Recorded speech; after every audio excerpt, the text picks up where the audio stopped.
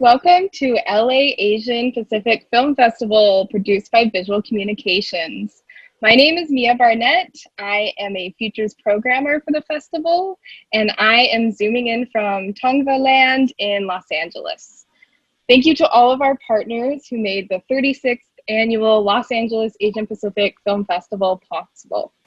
Thank you especially to the Academy of Motion Pictures Arts and Sciences, Sony Pictures Entertainment, Comcast, NBC Universal, California Arts Council, SAG-AFTRA Producers Industry Advancement and Cooperative Fund, the National Endowment for the Arts, HBO, and Warner Media. And a special thank you to our friends at Pacific Island Ethnic Arts Museum, whose mission is to amplify the collective wisdom of the people of Oceania. So let's get started with this artist conversation. Please welcome the co-directors and co-producers of PATUTIKI, The Guardians of Marquesan Tattoo, Herutu Titahiotupa and Christophe Cordier. Thank you so much for joining me today. I know we're zooming in from all around the world, and thank you for taking the time. Thank you, Mia. Thanks for having us. Thank you. So I understand that even though this is your first film that you've made together, you've actually worked on other projects, and you're actually both musicians and producers. So I wanted to ask you what led you from working on music together to making this film? At the beginning, we were close friends. So when Herutu asked me to get involved in this project, I was very happy because I knew we had something special together concerning music. So it could be the same with a movie. And also, so we were used to work together into music, and the shift to video was kind of easy because it's kind of the same approach. It's layers. In music we have layers of instruments, and when we go to video we still have those layers of audio, but we put on some layers of visuals, and we both had some background into visual arts. Christophe did some photography and was also doing some filmmaking, and I was doing filmmaking too on my own. So when we came up with this project, it was a great experience for both of us. Yeah, I greatly enjoyed the film. I thought there were some really poignant choices in there that I really appreciated. I thought that the part where you talk about, the colonizers banning tattooing and other parts of Marquesan culture, I really liked that you chose to not give it much screen time. You really featured, the residents of the islands and just kind of covered just enough to give some context. Was that a decision? I saw you smiling here too. Was that a decision that you made sort of consciously? Yeah, we were both agreeing on the fact that we didn't want to play on to victimize the people, to victimize the story, and we wanted something uplifting, and we thought it wasn't necessary to spend too much time on blaming or evoking those kind of negative emotion. And what we wanted is to highlight the beauty and the wisdom that were present in the Marquesas Island. That was our subject and our focus. Yeah, I really felt that come through, and I enjoyed that aspect a lot. I did want to ask how you selected the subjects for the film. I especially really loved that, grandma with the flower crown. She was so funny. And I know you filmed at a bunch of different villages, right, on the islands. And I was wondering how you got in contact with those people and how you chose who you were going to interview.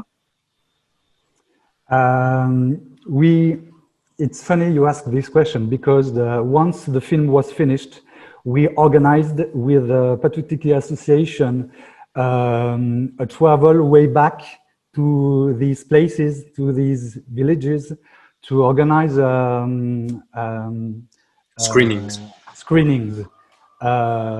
So we met all these people and we presented what we worked on for 2 years, and it was a great moment with them. It happened in 3 times. The first time we traveled around the 6 islands of Marquesas in each valley, and so it was more of research. We were looking for the people with the knowledge, and with those information combined, we came back with the film crew and we did some interviews. So that was the second time we've been to those places.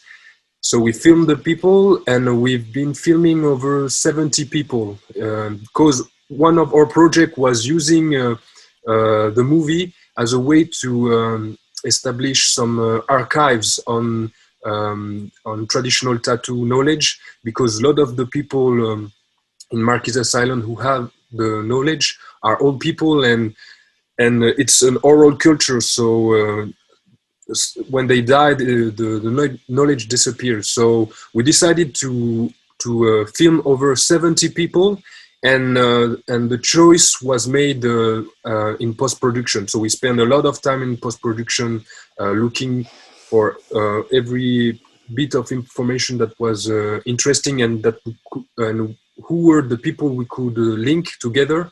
And so it's the process we used to come up with the movie and the selection of the characters. And the third time we've been, as Christophe said, we came back to those places showing the movie to the people, because for us it was very important to build trust with the people of the islands. It's something it's a very important value in the Marquesas Island, and a lot of movie has been made there, and people never saw any picture of it. So we were thankful for the knowledge they gave us, that they gave us, and so we decided to thank them by showing them the movie in every village we've been in all the islands.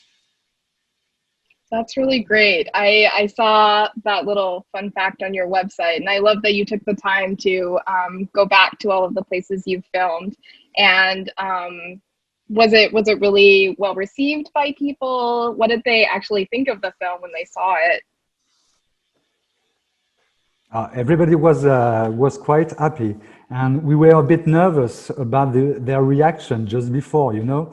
And but everybody was really kind and really appreciate the subject, and it was a great emotional experience for us to show the people kind of premiere screening and in Marquesan language and in its original version, the movie to the Marquesan people. So yes, they welcomed the movie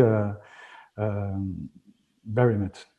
It was very important for us, because one of our goals in the production of the movie was to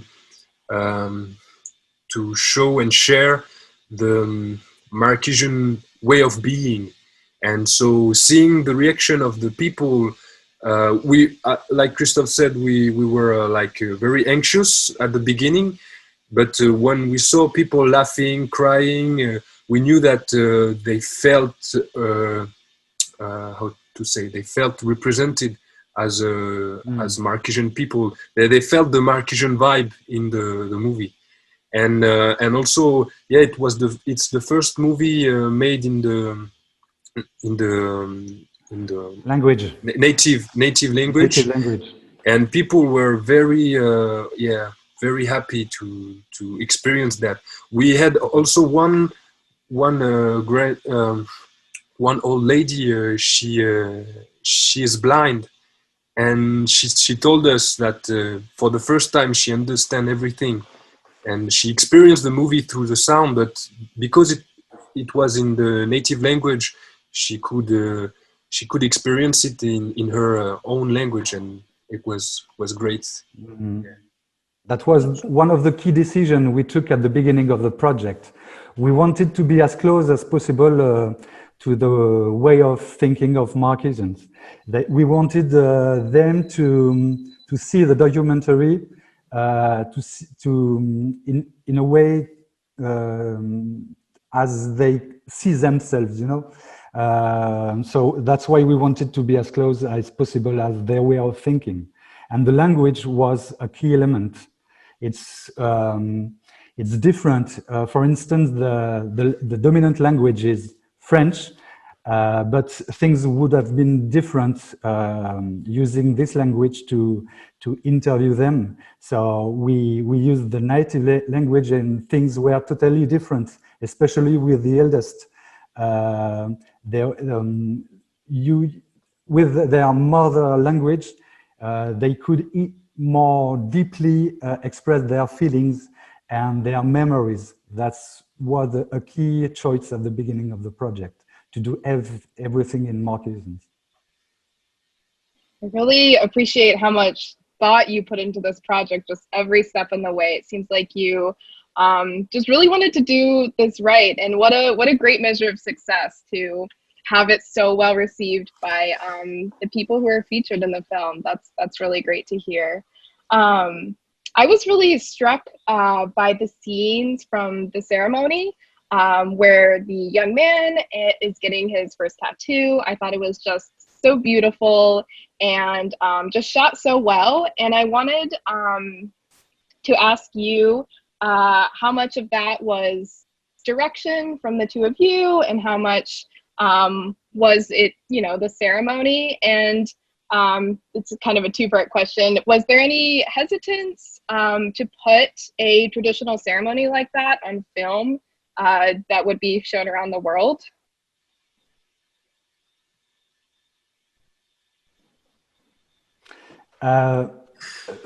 We had the support of the population, the local population. So it helped a lot shooting this special scene of the ritual, the traditional ritual, and we wanted to express the pain, that this is something really painful, but at the same time, it's something that brings the young guy to adulthood. So this one was special to shoot, because there was a lot of people around this place looking at what we were doing. So, and we had, it was really funny to have the locals around us looking at what we are doing. But also yes, and we were very confident also in doing it and shooting it, because we've made a lot of research before starting the movie. Like we've been we have the chance in Marquesas Island to have a lot of anthropologists who came and wrote about the tradition of Marquesan tattoo. And so we based all our reconstitution on scientific observation, and we filled it with some cultural knowledge that were still alive in Marquesan culture nowadays, because we lost a lot of our culture, but by combining science and the living culture, we managed to fill the gaps. And so we were really confident, and our objective was to make it as cinematic as possible with what we had. So we focused on showing the beauty of the culture through those reconstitution. Yeah, I think that's such a powerful goal to have, just preserving the culture in this way, because as you mentioned earlier, the people who know about these cultural traditions are usually the older generation.